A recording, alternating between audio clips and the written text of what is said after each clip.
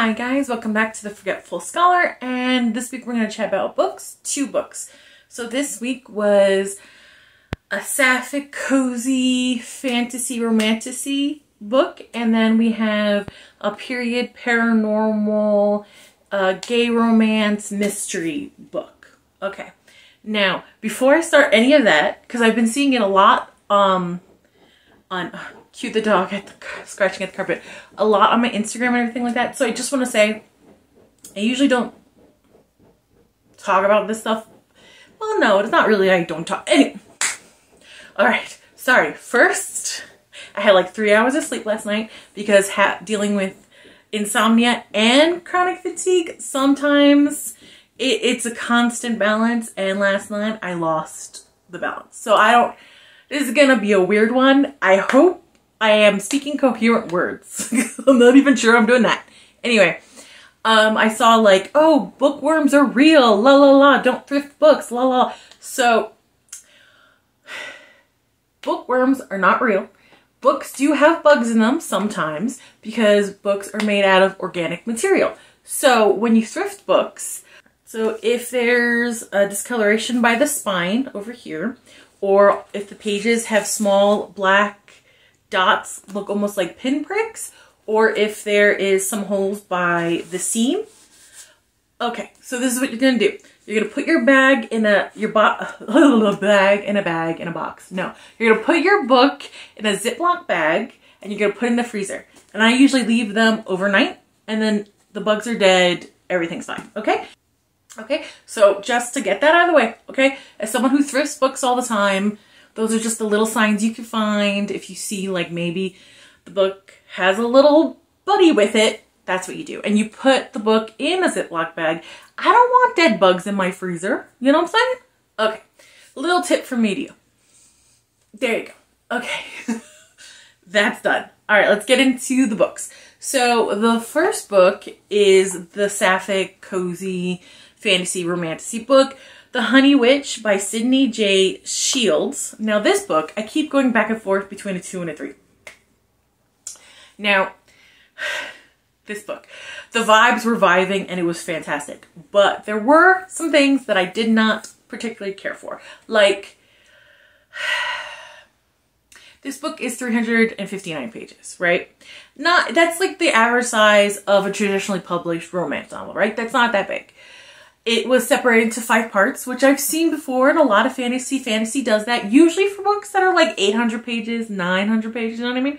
So I was like, okay, for 200 pages of this book, no plot happens. Like, I get it, the world building, okay. The training montage, okay. And I love me a training montage. This one was boring. Let me tell you. So, but then from 200 and then to the end of the book, I was entertained. But it was just like getting to that point. I was like, when is the story gonna start? So, a basic overview, because this just came out, so I don't want to give too much away. The book opens a prologue. Althea, who is Marigold, who's the main honey witch, her grandmother is dying, so she goes to her granddaughter Marigold to become the next honey witch. Okay, so that's basic. And then there's a curse. There's a curse on the family that they could either have magic or love. They can't have both. Okay, I was a little intrigued by that.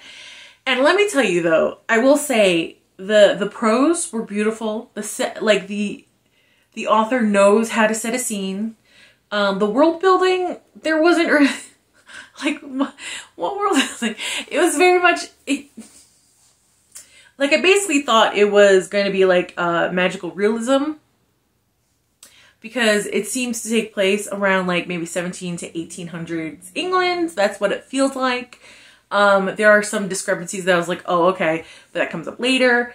So, like, same-sex couples seem to be perfectly normal, which is great, but not how it historically went, right? So I was like, okay, so that's a little bit of difference in this world. That's fine. Her father is a famous painter, and he's like apparently invited to all the big ton soirees. I'm like, that wouldn't really happen. Maybe once in a while. a famous painter or artist would be invited to those things, but more as entertainment than actually someone who like will be able to marry their children off to the ton, you know what I mean? And poets weren't, well, the one poet in this, he seemed to have a title and a poet, so I was like, okay. So the world is basically our world, just like little changes here and there, like our historical world, little changes here and there. I was like, okay, that's fine. You know, it's fantasy. I do think they missed a great part making the same-sex couples kind of normal, just because that would have been a great way for, like, because we're in Marigold's POV pretty much the whole time. There's like maybe 3 moments. One, we're with the grandmother for like 3 paragraphs, and then we're with the mysterious evil for like 2 paragraphs, and then we're with Lottie for like 2 paragraphs. You know what I mean? But we're in Marigold head the whole time. I just thought that would be a great way to, like, oh, she realized she's different, she doesn't really fit it, kind of thing, you know? Maybe a great subplot of self-discovery in that way, but alright, I'm not the author, fine, you know what I mean?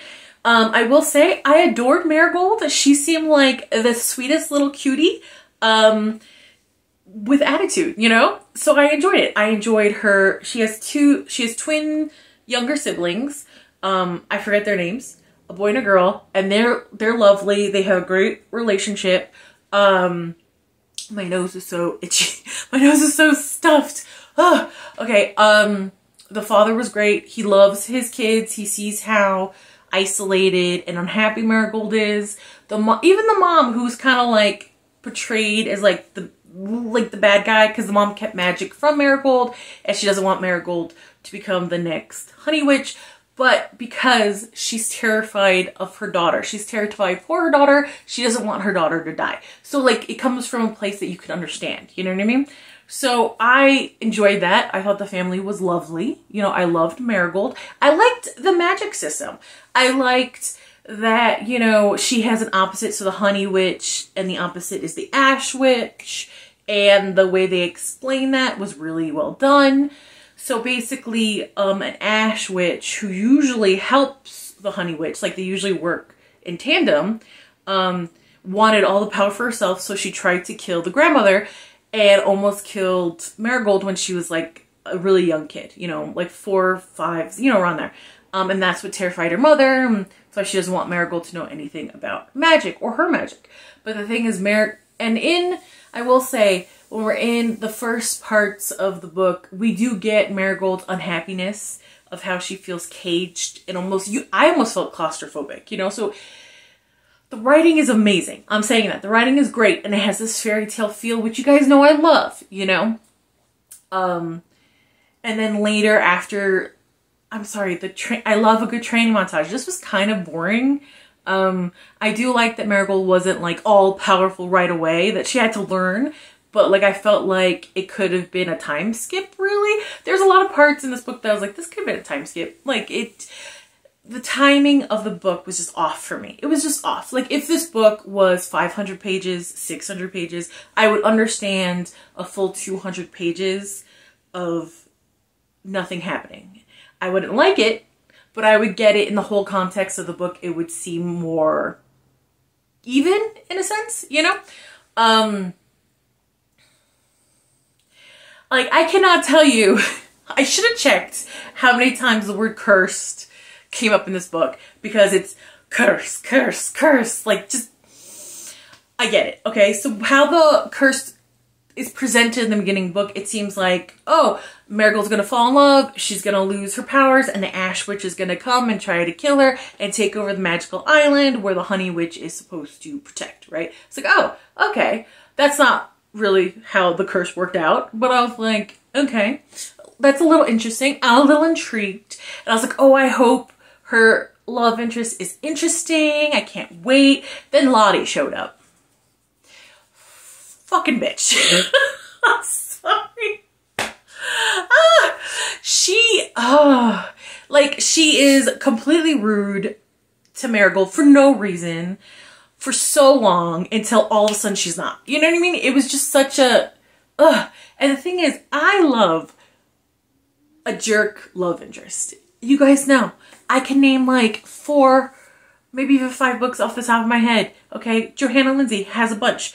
The Devil Who Tamed Her, Ophelia. In the book she first showed up, she was the bad guy. She was a gossiper and she ruined a bunch of people's lives. In this book, from her point of view, we find out why. Because she's unnatural, like she's beyond gorgeous. So her parents, who didn't have a lot of money, used her to get in higher society. So even as a young child, she's put into these adult situations. And her friends, who thought were her friends, all got jealous, gossiped about her, you know, hurt her. So I get it, because like a betrayal of a friend, especially a childhood friend, that stays with you. So I understood, right? Magic of You, Warren, he's a jackass, but in his POV we find out why someone paid this woman to seduce Warren and then dump him at the last second. She had a child. Even at the end of the book, we don't know if that child was his or the person that wanted to destroy Warren, but the child died. So Warren was mourning that and keeping everybody away because his heart broke. Got it. Marriage Most Scandalous. Okay, Sebastian, he's an ass. He keeps people, he's very broody and grumpy. He's Grumpy Cat personified. I get it. Because when the book opens, he got tricked by his best friend's wife that he didn't know about to do a duel with his best friend, and he killed his best friend, and then his family disowned him. Okay, at least the Kleypes, the third Wallflowers book, Evie and St. Vincent. St. Vincent was a jerk in the first book he comes out. Like, but in this point of view, you see how like rudderless and just no direction and almost like a depression he has because everything in his life sucks until Evie comes around and he ends up owning a gambling ring, a gambling house, and he's great at it and his life has purpose. You know, like crime, but still purpose. You know? In the second book I'm going to talk about, the first, it's a second in the series, and the first of that series, the romantic lead was kind of a jerk, but we find out through his POV, it's because he was dealing with his first love, you know, no longer around, and PTSD from World War I. So, like, Lottie is horrible, and if we had her POV, we could have understood why, you know? Like, later, it's told to us, we're not shown, it's told to us about her horrible childhood, and I'm like, yeah, that makes sense, but I still don't feel any connection for Lottie. I'm not rooting for her, because I'm not in her head. I'm not feeling the emotions she went through when her parents burned to death, which is horrible. You know, when she had to live on the streets, which is horrible, but like, because it's so removed, because she's just sort of telling us, you know, and their mutual best friend August is just telling us that, like, I'm not rooting for her, you know, but I'm like, Marigold loves her, so I hope they have a happy ending for Marigold's sake, but like, I didn't feel that connection with Lottie, right? So instead of the curse taking away Marigold magic, it's trying to kill Lottie. And when Lottie shows up, I know exactly what the twist was going to be. It's pretty easy to figure out. So it wasn't like there was no shocking twist for me. And like, I kept going back and forth between a 2 and a 3 because the last 3 parts of the book, 159 pages, phenomenal. I loved it. The magical duel, fun. You know, everything, the bad guy turned out to be pretty freaking creepy. I like that. Also, if the bad guy had, like, if you're in the POV of the bad guy every once in a while, like this stalking, creepy darkness that's coming, that would have been pretty cool. You know what I mean? That would have been interesting. That would have livened up, would have made the first 200 pages interesting. So, like, between a 2 or 3. I don't know. It wasn't bad. It wasn't great. You know, it's kind of mid. Would I read this author again? I don't think so. So, I'm gonna go with a 2. Disappointed. Disappointed. Okay. So now the second book is a historical gay romance paranormal mystery.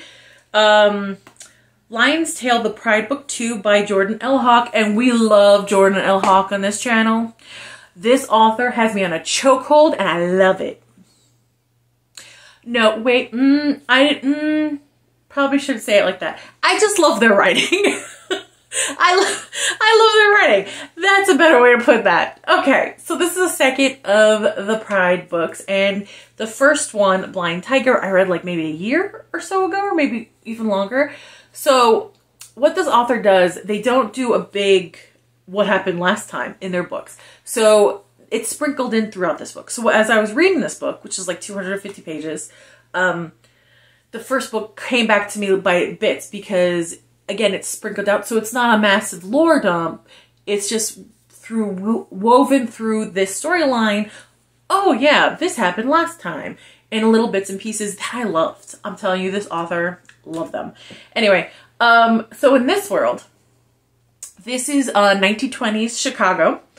And in this world, hex, witches, and familiars exist alongside mundanes, or just normal humans. So hex workers are people that can make like runes or symbols that can do stuff. They can't charge up the magic, but they can like copy it, or even break it down and figure out how it works to like freeze people in place, heal a burn, make fireworks, things like that, right? Witches are usually hex makers that are bound to familiars. That's when they get their magic and can make those runes, those symbols work. Familiars are people that are like basically animal shifters, right?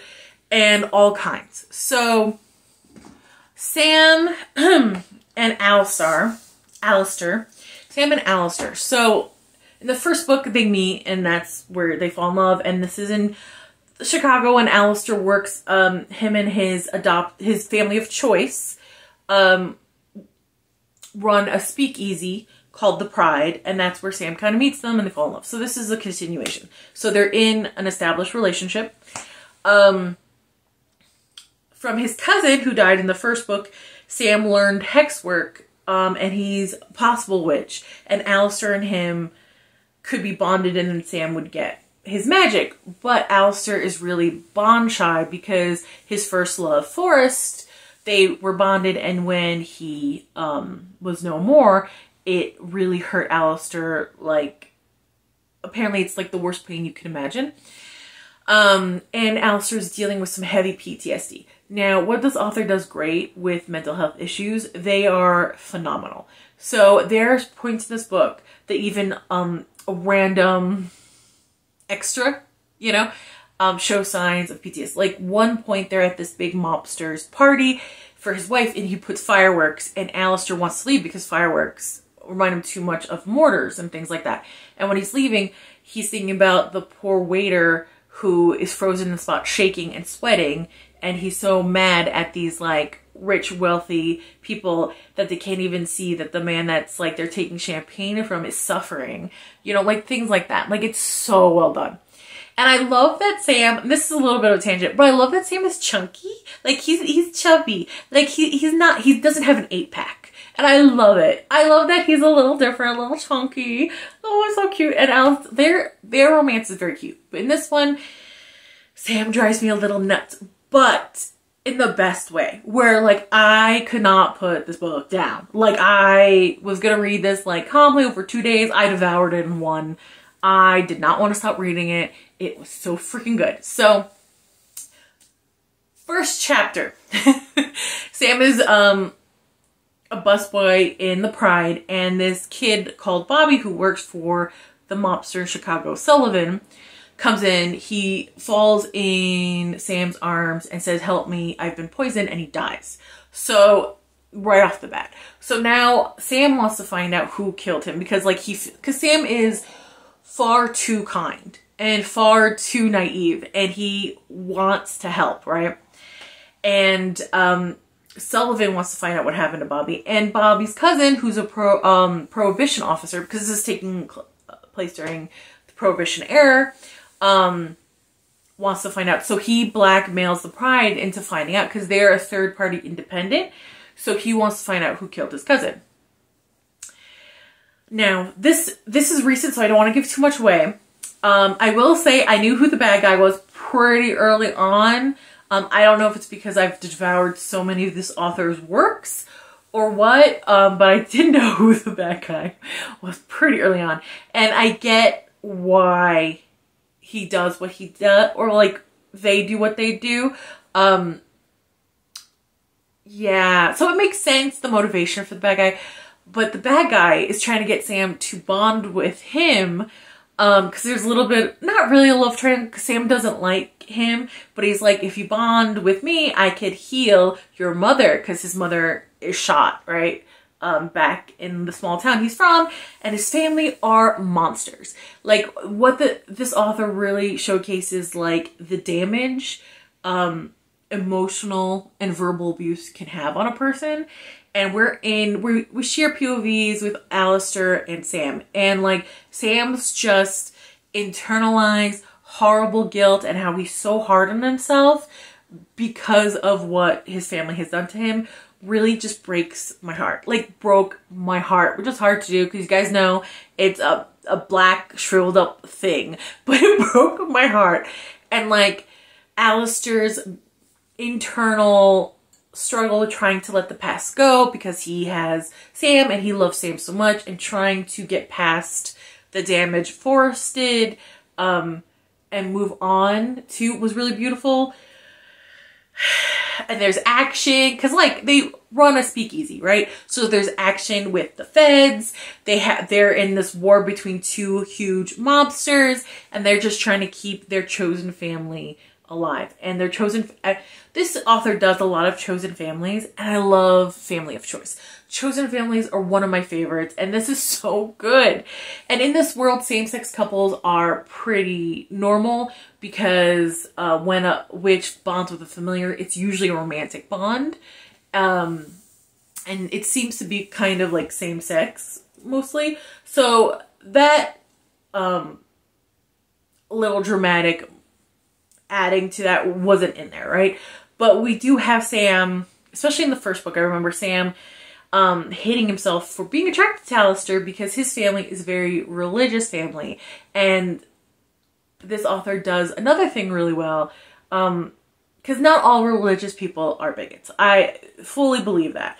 But there are a subset of religious people who use religion as a shield to be horrible pieces of shit. I think we can all agree on that, right? And just the abuse they just dump on Sam. And Sam internalizing that abuse and him being abusive almost to himself. And like, oh, it just breaks my heart. And like how Alistair just really wanted to just turn into, because Alistair turns into a cheetah, how he just wants to turn into a cheetah and like tear them apart was great because he's so protective of Sam.